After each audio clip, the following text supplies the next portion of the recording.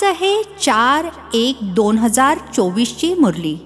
महावाक्य आहे, गोड मुलांनो, मुख्य आहे आठवणीची यात्रा. आठवणीनेच आयुष्य वाढेल, विकर्म विनाश होतील. आठवणीत राहणाऱ्यांची अवस्था, बोलणे चालणे खूप उच्च श्रेणीचे असेल. प्रश्न आहे, तुम्हा मुलांना देवतांपेक्षा देखील जास्त आनंद व्हायला पाहिजे असे का? उत्तर आहे, कारण तुम्हाला आता खूप मोठी लॉटरी मिळाली आहे. स्वयं भगवान तुम्हाला शिकवत आहेत. सतयुगामध्ये देवता देवतांना शिकवतील, इथे मनुष्य मनुष्यांना शिकवतात. परंतु तुम्हा आत्म्यांना स्वयं परमात्मा शिकवत आहेत. तुम्ही आता स्वदर्शन चक्रधारी बनत आहात. तुम्हाला सर्व ज्ञान आहे, देवतांना हे ज्ञान नाहीये. गीत आहे, जाग सजनिया जाग. ओम शांती. नवीन युगामध्ये असतात देवी देवता. आहेत ते देखील मनुष्य, परंतु त्यांचे गुण देवतांप्रमाणे असतात. ते आहेत वैष्णव डबल अहिंसक. आता मनुष्य डबल हिंसक आहेत. मारामारी सुद्धा करतात, कामकटारी देखील चालवतात. याला म्हटले जाते मृत्यूलोक, जिथे विकारी मनुष्य राहतात. त्याला म्हटले जाते देवलोक, जिथे देवी देवता राहतात. ते डबल अहिंसक होते, त्यांचे सुद्धा राज्य होते. कल्पाचे आयु लाखो वर्षांचे असते तर कोणत्याही गोष्टीचा विचारसुद्धा आला नसता. आजकाल कल्पाचे आयुष्य कमी करत चाललेले आहेत. कोणी 7,000 वर्ष, कोणी 10,000 वर्ष म्हणतात. हे देखील मुले जाणतात की बाबा आहेत उच्चते उच्च भगवान आणि आम्ही त्यांची मुले शांतीधाममध्ये राहतो. आपण पंडे आहोत रस्ता सांगणारे. या यात्रेचे कुठेही वर्णन नाहीये. भले गीतेमध्ये शब्द आहे मनमना भव, परंतु त्याचा अर्थ काय आहे? स्वतःला आत्मा समजून बाबांची आठवण करा.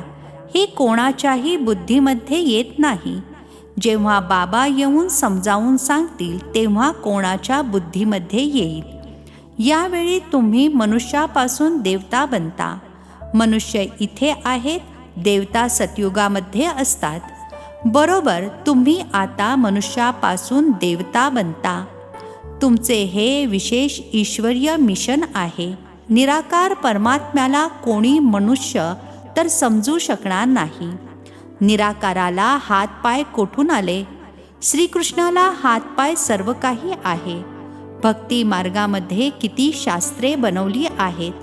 आता तुम्हा मुलांकडे चित्र इत्यादी तर पुष्कळ आहेत. चित्रावरून आठवण येते की या चित्रावरून हे समजावून सांगायचे आहे. अजून खूप चित्रे बनत जातील. सर्वात वरती आत्म्यांना सुद्धा दाखवायचे आहे. आत्मेच आत्मे दिसतील. मग सूक्ष्म वतन, त्याच्या खाली मनुष्य लोकसुद्धा बनवूया. मनुष्य कसे उशिरा येऊन मग वर चढतात ते दाखवूया. दिवसेंदिवस नवीन शोध लागत जातील. आता जितकी चित्रे आहेत तितकी सेवासुद्धा करायची आहे. मग अशी काही चित्रे बनतील ज्यामुळे मनुष्य लवकर समजतील. झाड खूप लवकर वाढत जाईल. कल्पापूर्वी ज्याने जे पद मिळवले असेल, जो निकाल लागला असेल तोच लागेल. असे नाही की नंतर येणारे माळेतले मणी बनू शकणार नाहीत. ते सुद्धा बनतील. 9दा भक्ती करणारे रात्रंदिवस भक्ती करत राहतात. तेव्हा कुठे त्यांना साक्षात्कार होतो. इथे सुद्धा असे निघतील. रात्रंदिवस मेहनत करून पतितापासून पावन बनतील. संधी सर्वांना आहे. असे नाही नंतर कोणी राहून जाईल. ड्रामाच असा बनलेला आहे ज्यामुळे कोणीही मागे राहू शकत नाही. सर्वत्र संदेश द्यायचा आहे. शास्त्रांमध्ये आहे, एक राहिला तर त्याने दोष दिला. ही चित्रे वर्तमानपत्र इत्यादींमध्ये देखील येतील. तुम्हाला सुद्धा निमंत्रण मिळत राहतील. सर्वांना माहीत होईल की बाबा आलेले आहेत. जेव्हा पूर्ण निश्चय होईल तेव्हा धाव घेतील. प्रसिद्धी मिळतच राहील. नवयुग सतयुगालाच म्हटले जाते. नवयुग नावाचे वर्तमानपत्रसुद्धा निघते. असे म्हणतात, नवी दिल्ली, परंतु नव्या दिल्लीमध्ये जुना किल्ला, कचरा वगैरे असू शकत नाही. आता तर प्रत्येक गोष्ट वाकडी तिकडी झाली आहे. सतयुगामध्ये सर्व तत्व आज्ञेत राहतात. इथे तर 5 तत्वसुद्धा तमोप्रधान आहेत. तिथे सर्व सतोप्रधान असतात. त्यामुळे प्रत्येक तत्वाकडून सुख मिळते. दुःखाचे नाव देखील नसते. त्याचे नाव आहे स्वर्ग. या सर्व गोष्टी आता तुम्हाला समजत आहेत की खरोखर आता आपण तमोप्रधान बनलो आहोत. सतोप्रधान बनण्यासाठी पुरुषार्थ करून ध्येयापर्यंत पोहोचत आहोत आणि बाकी सर्वजण अंधारामध्ये आहेत. आम्ही ज्ञानरूपी प्रकाशामध्ये आहोत. आपण वरती जात आहोत आणि बाकी सर्वांचे पतन होत आहे. हे सर्व विचारसागर मंथन तुम्हा मुलांना करायचे आहे. शिवबाबा आहेत शिकविणारे. ते तर मंथन करणार नाहीत. ब्रह्माला मंथन करावे लागते. तुम्ही सर्व विचारसागर मंथन करून समजावून सांगता. कोणाचे तर अजिबात मंथन चालत नाही. जुन्या दुनियेचीच आठवण येते. बाबा म्हणतात, जुन्या दुनियेला एकदम विसरून जा. परंतु बाबा जाणतात, नंबरवार पुरुषार्थानुसार राजधानी स्थापन होत आहे. बाबा म्हणतात, मी येऊन राजधानी स्थापन करून बाकी सर्वांना परत घेऊन जातो. ते लोक तर फक्त आपापला धर्म स्थापन करतात. त्यांच्या मागून त्यांच्या धर्माचे येत राहतात. त्यांची काय महिमा करणार? महिमा तर तुमची आहे. आदी सनातन देवी देवता धर्मालाच हिरो हिरोईन म्हटले जाते. हिऱ्या समान जन्म आणि कवडी समान जन्म तुमच्याकरिता गायला जातो. मग तुम्ही शिखरावरून एकदम खाली येऊन पडता. तर यावेळी तुम्हा मुलांना देवतांपेक्षा देखील जास्त आनंद झाला पाहिजे. कारण तुम्हाला लॉटरी मिळाली आहे. तुम्हाला आता भगवान शिकवतात. तिथे तर देवता देवतांना शिकवतील. इथे मनुष्य मनुष्यांना शिकवतात आणि तुम्हा आत्म्यांना परमपिता परमात्मा शिकवतात. फरक झाला ना? तुम्हा ब्राह्मणांना रामराज्य आणि रावण राज्याविषयी देखील समजले आहे. आता जितके तुम्ही श्रीमतावर चालाल तेवढे उच्चपद मिळवाल. अज्ञान काळामध्ये जे करतात ते उलटेच होते. लहानपणी बुद्धी अपरिपक्व असते, मग परिपक्व बुद्धी होते. 16-17 वर्षांनंतर साखरपुडा होतो. आजकाल तर घाण फार आहे. मांडीवरच्या मुलाचे सुद्धा लग्न करून टाकतात. मग घेणे देणे सुरू करतात. तिथे अर्थात सतयुगामध्ये विवाह किती रॉयल अर्थात राजेशाही थाटात होतात. तुम्ही सर्व साक्षात्कार केले आहेत. जितके पुढे जात राहाल तितके तुम्हाला सर्व साक्षात्कार होतील. चांगल्या उत्तम योगी मुलांचे आयुष्य वाढत जाईल. बाबा म्हणतात, योगाद्वारे आपले आयुष्य वाढवा.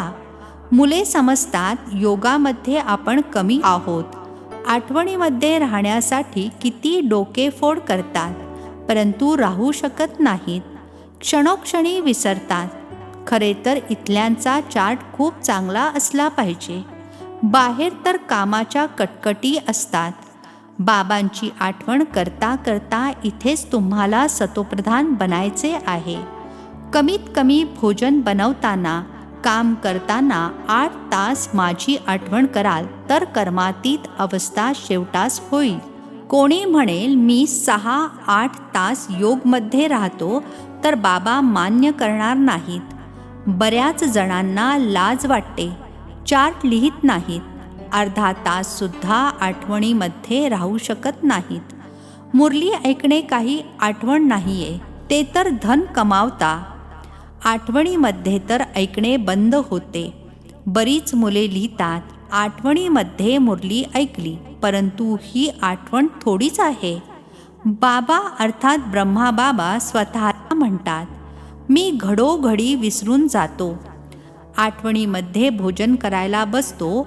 बाबा तुम्ही तर अभोक्ता आहात. असे कसे म्हणू की तुम्ही देखील खाता, मी देखील खातो. काही काही गोष्टींमध्ये म्हणतील की बाबा देखील सोबत आहेत. मुख्य आहे आठवणीची यात्रा. मुरली हा विषय अगदी वेगळा आहे. आठवणीने पवित्र बनतो, आयुष्य वाढते. बाकी असे नाही की मुरली ऐकली तर बाबा यामध्ये होते ना. मुरली ऐकल्याने विकर्म विनाश होणार नाहीत. मेहनत आहे. बाबा जाणतात बरीच मुले अजिबात आठवण करू शकत नाहीत. आठवणीमध्ये राहणाऱ्याची अवस्था, बोलणे, चालणे एकदम वेगळे असेल. आठवणीने सतोप्रधान बनाल. परंतु माया अशी आहे जी एकदम मूर्ख बनवते. बऱ्याच जणांचे आजारपण वाढते. मोह जो नव्हता तो उत्पन्न होतो. अडकून मरतात. खूप कष्टाचे काम आहे. मुरली ऐकणे हा विषय वेगळा आहे. ही आहे धन कमावण्याची गोष्ट. यामुळे आयुष्य वाढणार नाही, पावन बनणार नाही, विकर्म विनाश होणार नाहीत. मुरली तर बरेच जण ऐकतात आणि मग विकारामध्ये जात राहतात. खरे सांगत नाहीत. बाबा म्हणतात पवित्र राहू शकत नाही तर इथे का येता? तर म्हणतात बाबा मी अजामिल आहे. इथे येईन तेव्हाच तर पावन बनेन. इथे आल्यानेच काहीतरी सुधारणा होईल. नाही तर कुठे जातील? रस्ता तर हाच आहे असे देखील येतात. कधी ना कधी तीर लागेल. बाबा इथल्यासाठी सुद्धा म्हणतात इथे कोणीही अपवित्र असणाऱ्याने येता कामा नये. ही तर इंद्रसभा आहे. आतापर्यंत तर येत आहेत. एके दिवशी हा सुद्धा वटहुकूम निघेल. जेव्हा निश्चित हमी देईल त्यावेळी अनुमती देऊ तर समजतील ही तर अशी संस्था आहे जिथे कोणी अपवित्र आत जाऊ शकत नाही. तुम्ही मुले जाणता ही कोणाची सभा आहे? आम्ही भगवान, ईश्वर, सोमनाथ, बबुलनाथ यांच्या जवळ बसलो आहोत. तेच पावन बनविणारे आहेत. आता शेवटी खूप येतील तर मग कोणी गोंधळ इत्यादी करू शकणार नाहीत. या धर्माचे जे असतील ते निघून येतील. आर्य समाजाचे देखील आहेत हिंदू. फक्त मठ पंथ वेगळा केला आहे. देवता असतात सतयुगामध्ये. इथे सर्व हिंदू आहेत. वास्तविक हिंदू धर्मच नाहीये. हे हिंदुस्तान तर देशाचे नाव आहे. तुम्हा मुलांना उठता बसता, चालता फिरता स्वदर्शन चक्रधारी बनायचे आहे. विद्यार्थ्याला अभ्यासाची आठवण राहिली पाहिजे ना. सारे चक्र बुद्धीमध्ये आहे. देवता आणि तुमच्यामध्ये थोडा फरक राहिला आहे. पक्के स्वदर्शन चक्रधारी बनलात की मग विष्णूच्या कुळाचे बनाल. तुम्हाला समजते आहे आपण हे बनत आहोत. ते देवता ही अंतिम अवस्था आहे. तुम्ही अंतिम टप्प्यात तेव्हा जाल जेव्हा कर्मातीत अवस्था होईल. शिवबाबा तुम्हाला स्वदर्शन चक्रधारी बनवतात. त्यांना ज्ञान आहे ना. ते आहेत तुम्हाला बनविणारे. तुम्ही आहात बनणारे. ब्राह्मण बनून मग देवता बनाल. आता हे अलंकार तुम्हाला कसे देणार? आता तुम्ही पुरुषार्थी आहात.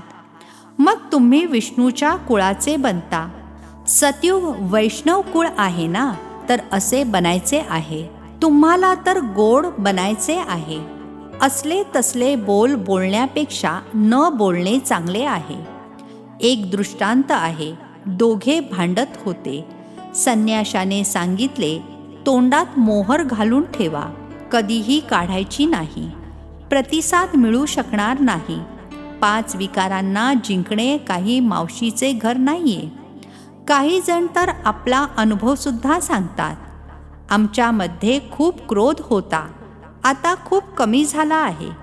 खूप गोड बनायचे आहे. काल तुम्ही या देवतांचे गुणगान करत होता. आज तुम्ही जाणता की आपण असे बनत आहोत. नंबरवारच बनणार. जे सेवा करतील त्यांचे नाव नक्की बाबा देखील घेतील. रस्ता सांगितला पाहिजे. आम्ही देखील आधी काहीही जाणत नव्हतो. आता किती ज्ञान मिळाले आहे. जे चांगल्या प्रकारे धारण करत नाहीत तर त्यांची तक्रार येते. बाबा यांच्यामध्ये तर खूप क्रोध आहे. बाबा जाणतात हे आत्मिक सेवा करू शकत नाहीत, तर मग स्थूल सेवा. बाबांच्या आठवणीमध्ये राहून सेवा केली तर अहोभाग्य. एकमेकांना आठवण करून देत राहा. आठवणीने खूप बळ मिळेल. आठवणीत राहणाऱ्यांनी मग चार्ट ठेवायचा आहे. चार्टवरून माहीत होते. प्रत्येकाला बाबा सावध करत राहतात. विश्वामध्ये शांती तर मागत राहतात, तर नक्कीच कधीतरी विश्वामध्ये शांती होती. सतयुगामध्ये अशांतीची काही गोष्ट सुद्धा नसते. गोड बाबा, गोड मुले साऱ्या विश्वाला गोड बनवतात. आता तो गोडवा आहे कुठे? मृत्यूच मृत्यू होत आहेत. हा खेळ अनेक वेळा होतो आणि होतच राहतो. शेवट होऊ शकत नाही. चक्र फिरत राहते. अच्छा, गोड गोड खूप खूप वर्षांनंतर भेटलेल्या मुलांप्रती मात पिता बापदादांची प्रेमपूर्वक आठवण आणि सुप्रभात. आत्मिक पित्याचा आत्मिक मुलांना नमस्ते. आम्हा आत्मिक मुलांचाही आत्मिक पित्याला नमस्ते. धारणेसाठी मुख्य सारांश आहे. पहिला पॉइंट आहे, विकर्म विनाश करण्यासाठी अथवा आयुष्य वाढविण्यासाठी जरूर आठवणीच्या यात्रेमध्ये राहायचे आहे. आठवणीनेच पावन बनाल म्हणून कमीत कमी 8 तास आठवणीचा चार्ट बनवायचा आहे. दुसरा पॉइंट आहे, देवतांप्रमाणे गोड बनायचे आहे. असा तसा शब्द बोलण्यापेक्षा न बोलणेच चांगले आहे. आत्मिक अथवा स्थूल सेवा करताना बाबांची आठवण राहिली तर अहोभाग्य.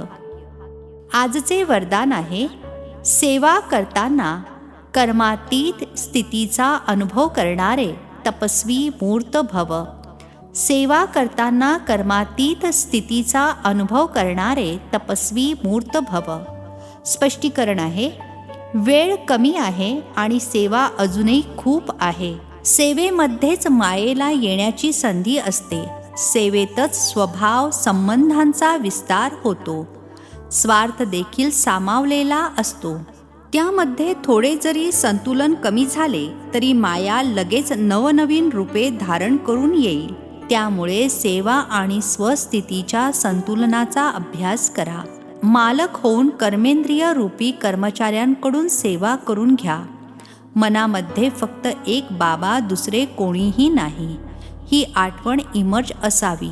तेव्हा म्हणणार कर्मातीत स्थितीचे अनुभवी तपस्वी मूर्त. स्लोगन आहे, कारणरूपी नकारात्मकतेला समाधानरूपी सकारात्मक बनवा. कारणरूपी नकारात्मकतेला समाधानरूपी सकारात्मक बनवा. अव्यक्ती शांतीद्वारा डबल लाईट फरिश्ता स्थितीचा अनुभव करा.